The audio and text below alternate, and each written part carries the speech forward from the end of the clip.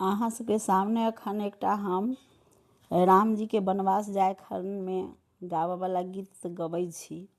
आशा करै छी नीक लागत। देखियौन कते वियोग करै छथिन से सुनू। के कई के आज्ञा स राम बन गेला, के कई के आज्ञा स राम बन गेला। सीता ओ लक्ष्मण से हो संग भेला, सीता और लक्ष्मण से हो संग भेला। सुर के नचावैला निश्चर के मारैला, राम जी गेला बनवास काटल, रावण के दसो कपाड़। सुर के नचावैला निश्चर के मारैला, राम जी गेला बनवास काटल, रावण के दसो कपाड़।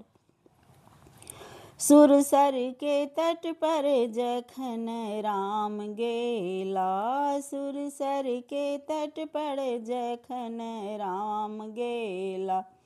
के बट सभेलनि बहुत झमेला, के बट सभेलनि बहुत झमेला। किछु नहीं केलक ओ चरण दबेलक ओ, किछु नहीं केलक ओ चरण दबेलक ओ। केलक अपन कुल उधार, काटल रावण के दसो कपाड़, काटल रावण के दसो कपाड़।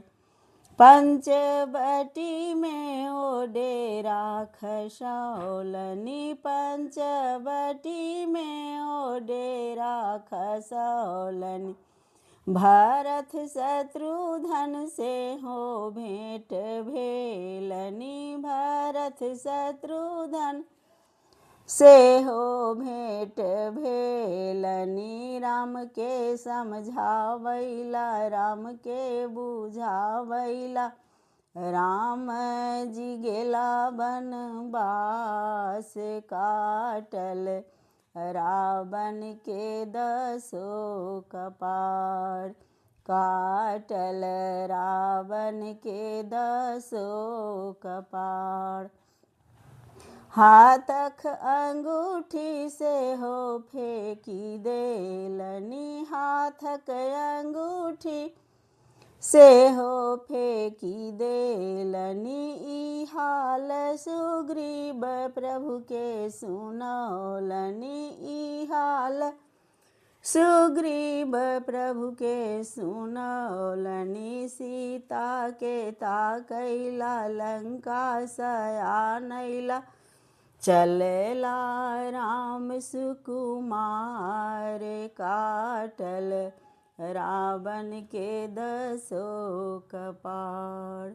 सीता के ताकैला लंका सयानैला, चलेला राम सुकुमार, काटल रावण के दसो कपाड़। 14 बरस राम बनहि बितौलनि, 14 बरस राम बनहि बितौलनि। बनहि में सबरी के ऐंठ बैर खैलनि, बनहि में सबरी के ऐंठ बैर खेलनि।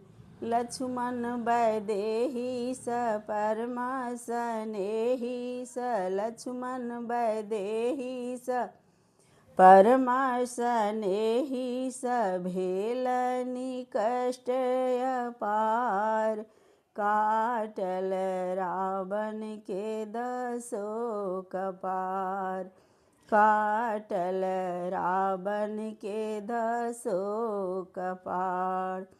साधु के भेष धरा रावण अवैया, साधु के भेष धरि रावण अबैया, सीता पुनीत के हरलक मुदैया, सीता पुनीत के हरलक मुदैया। सीता कहत धीर नैन सबहनि नीर, सीता कहत धीर नैन सबहनि नीर, कहलनि प्राण आधार काटल रावण के दसो कपाड़, कहलनि प्राण आधार काटल रावण के दसो कपाड़। जग के बुझावैला जग के समझावैला, जग के बुझावैला जग के समझावैला, विष्णु लेलनि अवतार काटल रावण के दसो कपाड़, विष्णु लेलनि अवतार काटल रावण के दसो कपाड़। कैकेयी के आज्ञा सँ राम बन गेला, कैकेयी के आज्ञा सँ राम बन गेला, सीता ओ लक्ष्मण सेहो संग भेला, सुर के नचावैला निश्चर के मारैला, राम जी गेला बनवास काटल रावण के दसो कपाड़।